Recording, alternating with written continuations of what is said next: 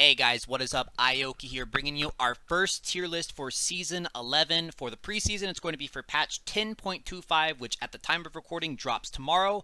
Wanted to give you guys a little bit of a heads up of what is strong, what you should be playing, because I know all these new items got everybody messed up and confused. Nobody knows what to play, nobody knows what to build, nobody knows, counter picks or anything like that. So I wanted to make this tier list to give you guys a little bit of guidance for the new season. And I've been getting asked a lot on my stream why I haven't put out a tier list yet. A lot of other content creators rushed out these tier lists, before the items even came out. But I didn't want to do that and mislead anybody because honestly, nobody knew what was strong before the items came out. Now that we've played on it for 2-3.5 weeks, including time on PBE, I'm very confident in having a bit of a grasp on what is strong, what champions that are good, champions that are really terrible, and I wanted to pass that knowledge along to you guys. So if you guys see anything in this tier list that you have questions about, please put them down in the comment section if you're watching this on YouTube. And if you're always welcome to come to twitch.tv/Ioki. I do stream daily and ask the questions there. But without wasting any more of your time, guys, let's go ahead and get into it. For the sake of, since this is our first tier list for the season, I'm going to go ahead and skip over the tier 5s. Not really much to say anything other than these champions are really, really bad with the new items and the new season. Let's go into tier 4. These champions are not great. You're probably going to be getting lower win rates and a slower climb if you choose to play these champions. Now, the very first champion off the bat makes me really, really sad. This is actually the lowest Senna has ever been in our tier list videos. Senna's pretty boned this season, not going to lie. I am going to be searching for a really good, efficient build for it, or hopefully someone else will discover one. As of right now, the Duskblade build for Senna that I've been running was really good, but they're actually nerfing the crap out of it and making it so that the Duskblade 99% slow proc doesn't work on ranged champions. So that's not going to be a good build. I'm going to continue experimenting with crit builds, but as of right now, it really feels like Senna's a bit of a doomed champion. But stay tuned, we will find a build for him. In general, guys, you'll start to notice this trend as we move up and up the list. In general, the name of the game for Season 11 is damage. If your champion is able to make use of the high damage bursty items like Cosmic Drive and Ludens and even Leandries, if you're talking about burn champions, that's going to be strong, right? Enchanters are generally very, very weak, which is why you'll find a lot of the enchanters on the lower or more average side of this tier list. Taric is sort of like a tanky enchanter, just not really great outside of cheese strats where you're pairing it with the Master Yi, which is still strong. I definitely want to be recommending Taric, especially if you're going to be solo queuing and not duoing with someone that you can keep in close communication with.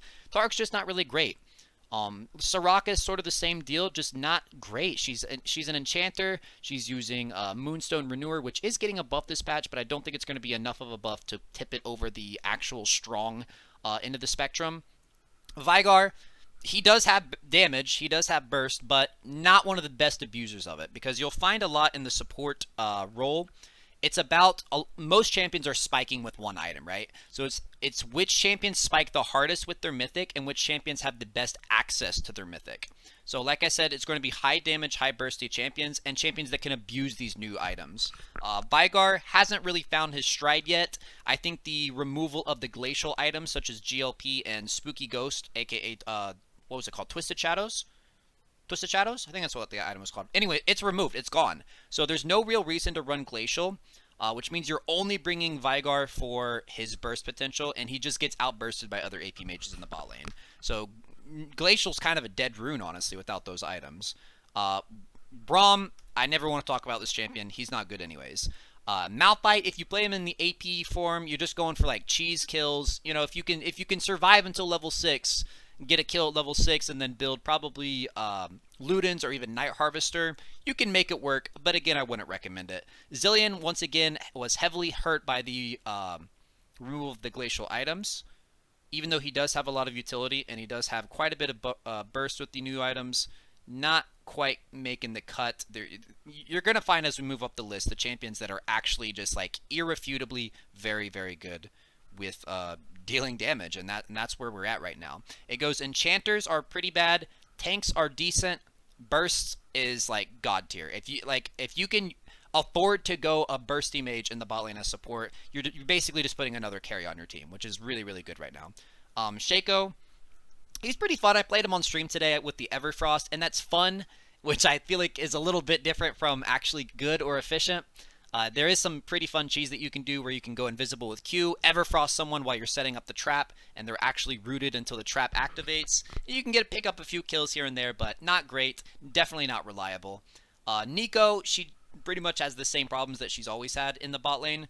Playing her as support, she's just very, very low range, unreliable CC, and she's been pushed out of the meta for quite a bit now. Blitzcrank has gone from, I believe last time I had a tier list, he was tier 1 or tier 2. He seems absolutely awful this season. I'm not sure if he just doesn't vibe well with the tank mythics available, but I cannot get a Blitzcrank game to feel good to save my life. And it feels like every time the enemy locks in Blitzcrank, it's just a free win.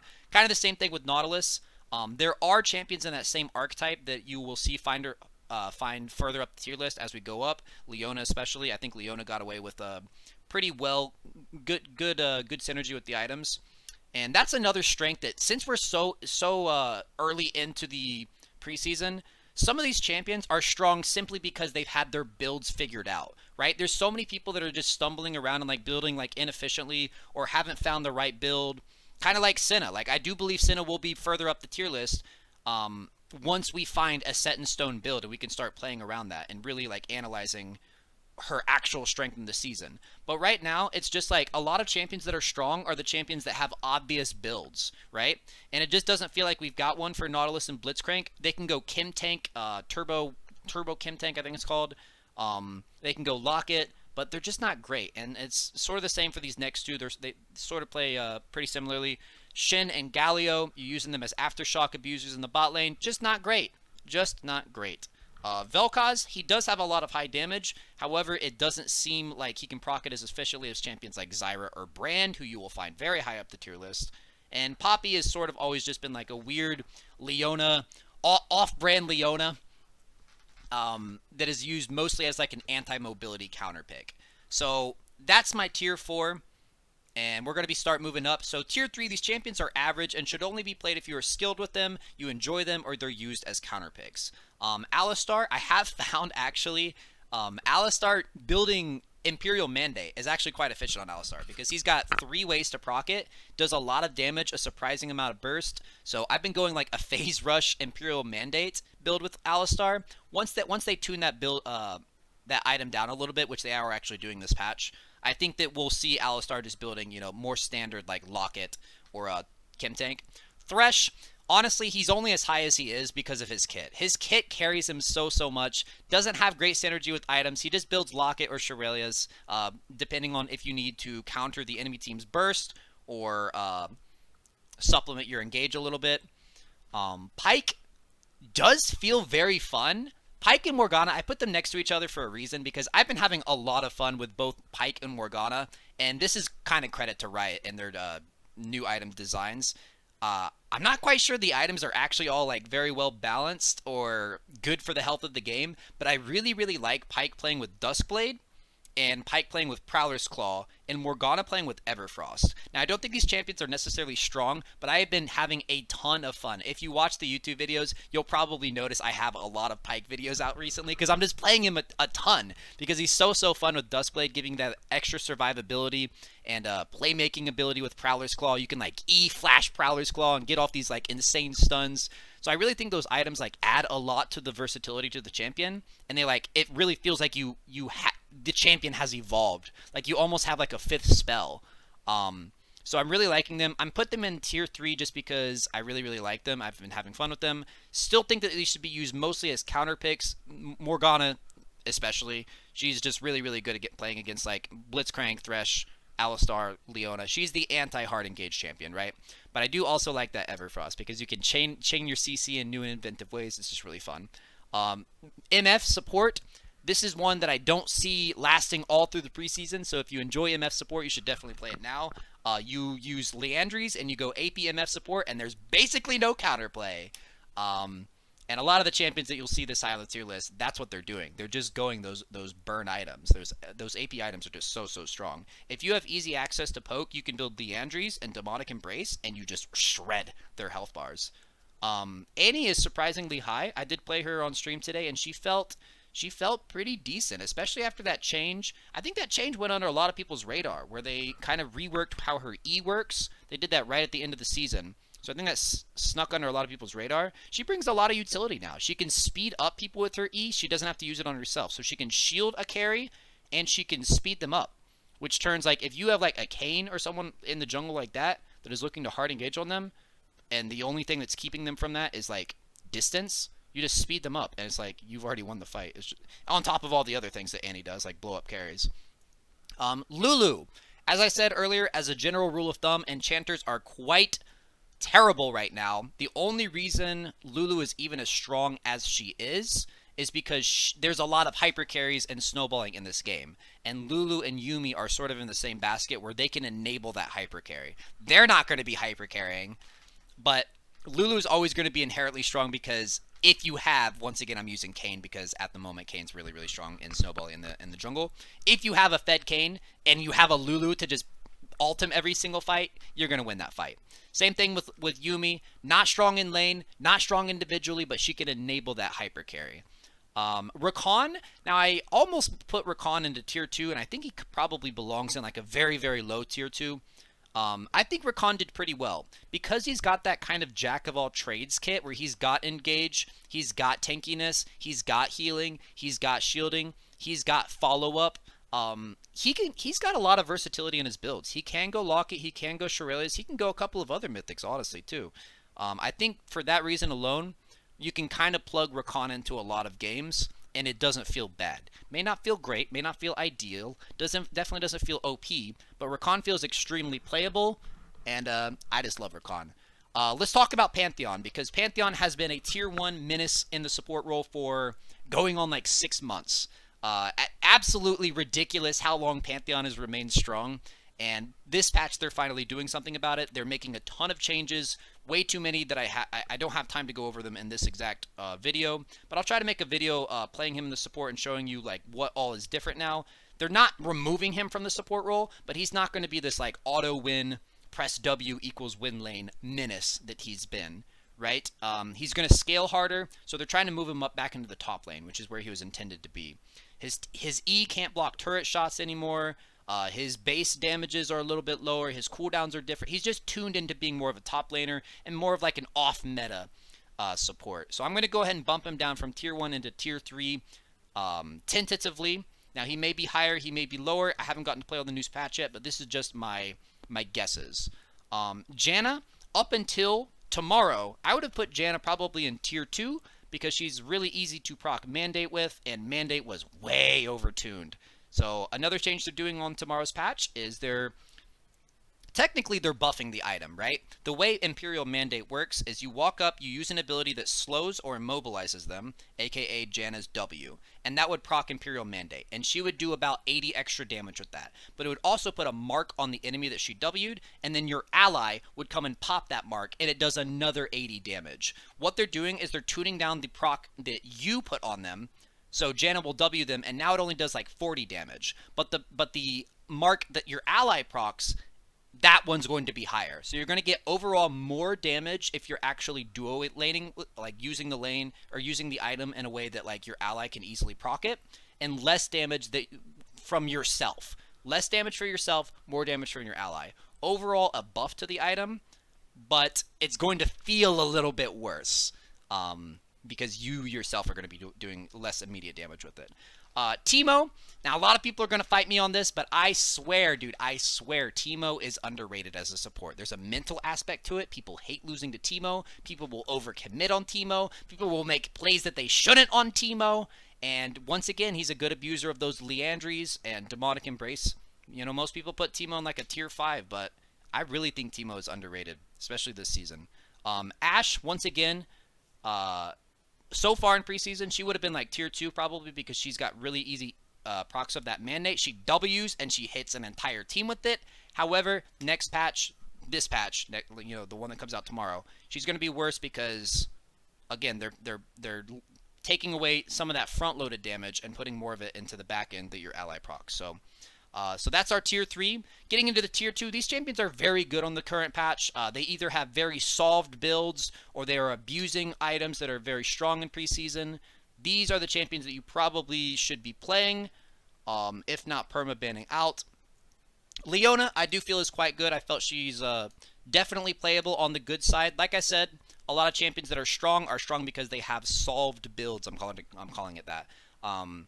Obviously, you build Kim Tank, Turbo Kim Tank, or Locket on Leona, and then you build Zeke's second.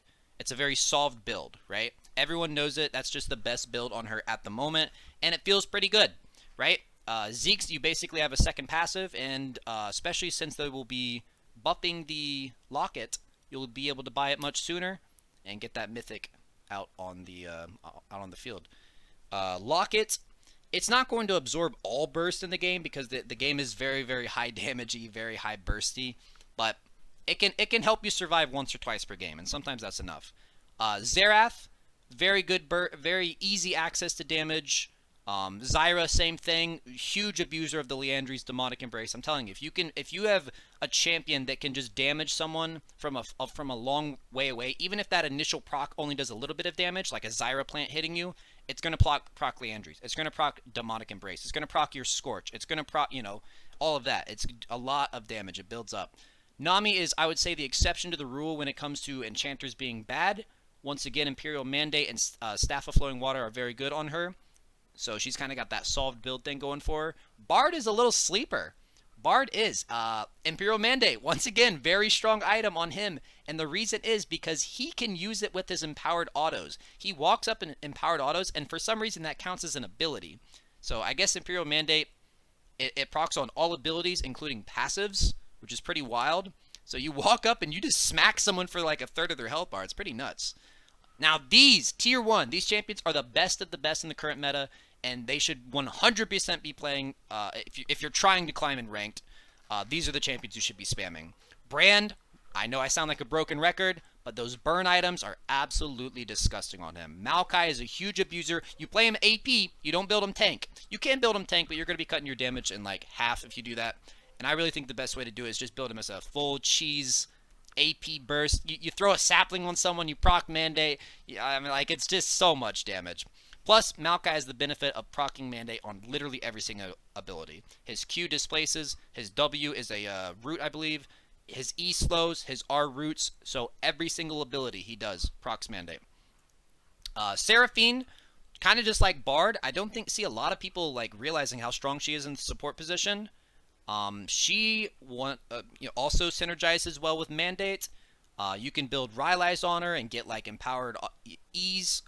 Your initial E will root them. She brings a lot of CC. I think Riot's really going in the wrong direction by trying to force her to be a mid laner. I know that's what they intended her to be, but she feels like a support, and she feels really, really good right now. We played against her in a high elo tournament, and she was just, man, she's strong, boys. Watch out for the Seraphine. Lux, I debated putting her in Tier 2. I think Lux is going to be in Tier 1 just because she's got a couple of versatile builds. You can go Enchantery. You can go, trying to take away the enemy team's burst. Or you can just go full damage, which it feels a little bit more straightforward. And that's what the game is right now. It's just full burst. So, guys, that's going to be my tier list. I left off a lot of champions because I either am just not confident giving my opinion on them yet, or I haven't found even a remotely decent build, or they're just not being played. I haven't had an experience playing against them, things like that. So let me know down in the comments if there's anybody on here that you want to know where I would place them on in the list. But guys, I hope you enjoy. I hope you guys are enjoying preseason. I'm having a lot of fun. And shout out to my stream. I do stream every single day at twitch.tv/Ioki. That's I0KI. Links down in the description. I hope to see you guys there. We're going to be giving lots and lots of free skins away, giveaway, celebrating the preseason. But I just wanted to get this tier list out so you guys have a general gist. This isn't fact. This isn't a Bible of any sort. Everything's a lot of things are still up in the air. A lot of things are getting nerfed and buffed every other day. They're very fast on this turnaround on the balance for the preseason. And who knows what's going to be strong literally tomorrow. People are discovering new broken builds literally every single day in preseason. But I just wanted to give you guys a general gist so you can point and be like, oh, okay, Soraka's not that good. I won't play Soraka. And I hope you guys enjoyed the video. Take it easy, guys. Peace. For those of you that made it all the way to the end of the video and thought that I forgot my girl Rel is coming out on this patch, you thought I forgot Rel? Well, you would be right. I did. I 100% forgot Rel was coming out, which is a tragedy because I'm actually really excited for this champion and I'm ready to play her a ton. I would place Rel probably somewhere in mid-tier 3. I don't think tanks are especially strong in the support role right now, and I also think there will be a massive learning curve, but I'm very excited to try her out. You actually can't add Rel on tier list yet. Her picture is not on the website. But I'm so sorry for those that wanted to immediately hear my thoughts on Rel. Those are my thoughts. I think she's going to be mid-tier 3, pretty average on release, and then hopefully, you know, as people get used to playing with, against her, and as her, she will be moved up because I'm really, really excited about Rel. I'm super excited to play as her. And yeah, those are my thoughts on Rel. So sorry about forgetting about her. Rel, you're my girl. And yeah, take it easy, guys. Peace.